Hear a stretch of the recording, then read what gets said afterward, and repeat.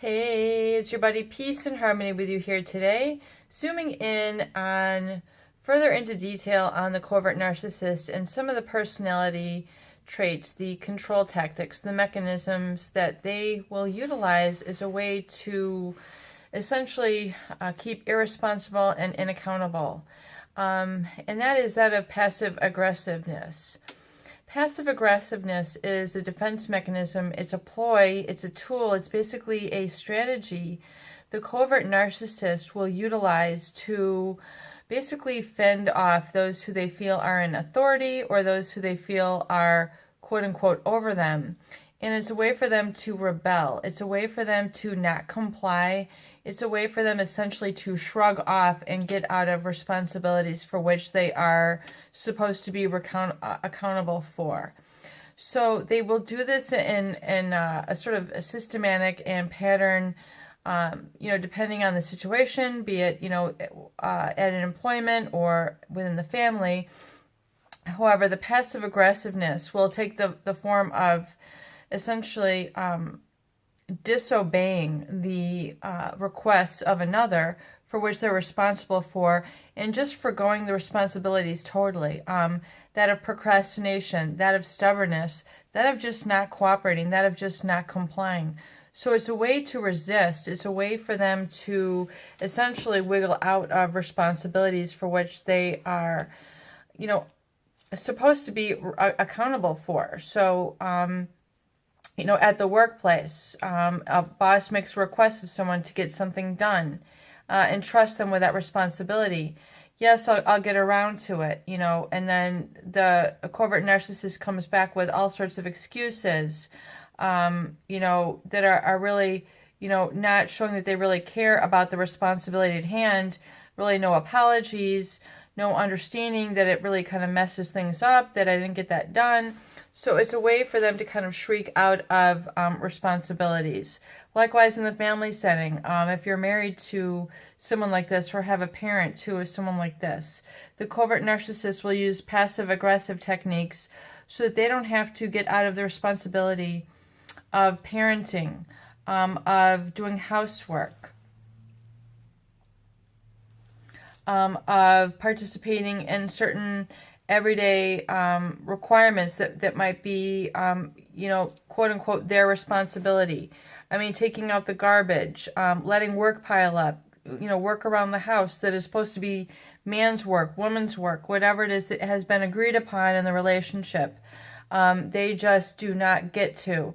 They don't get to it very quickly, if at all.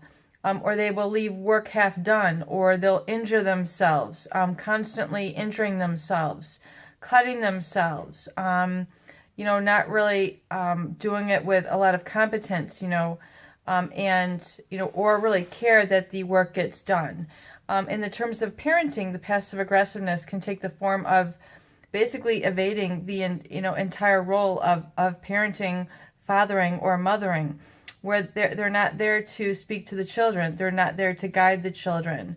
They are not there to support or nurture the children. They parent, by proxy, almost by not even being there. So it's very much a sort of dismissal of responsibilities. In other words, they're not interested in it. It's beneath them. It is not what they feel that they should be required of them, even though it's a given.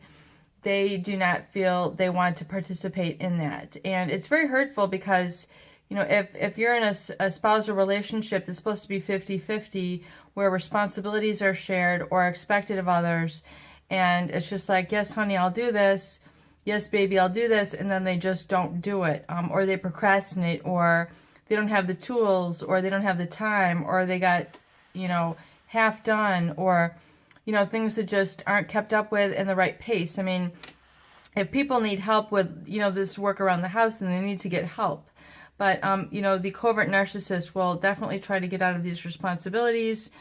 And likewise, with the emotional side as well, not being there for birthdays, having, really invaluable gifts, giving like carnations for, a birthday gift when you should be giving roses. I mean, you know, these are the types of things that are very, what we call passive aggressive, which means, you know, they just become very passive, meaning very apathetic, lacking empathy, not caring, but really sort of resist doing what they're supposed to out of an inner hostility, out of an inner resentment, which is negative. I mean, you know, I mean, it's kind of like this. It's like if you have a home, you should be proud of your home, and, you know, you're on the title, you should take care of it. I mean, it's your investment. So other common sense things should be taking place in that situation where it would warrant a little bit different treatment.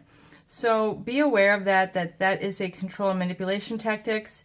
And if you feel you're being victimized, you know, by someone who is passive aggressive, you know, then do not be afraid to confront them, and just, you know, in a very unhostile manner, but just as very matter of fact, very neutral manner, setting forth your expectations, what needs to get done, and if it's not going to get done by the narcissist, then what is the plan B? You know, can we hire somebody?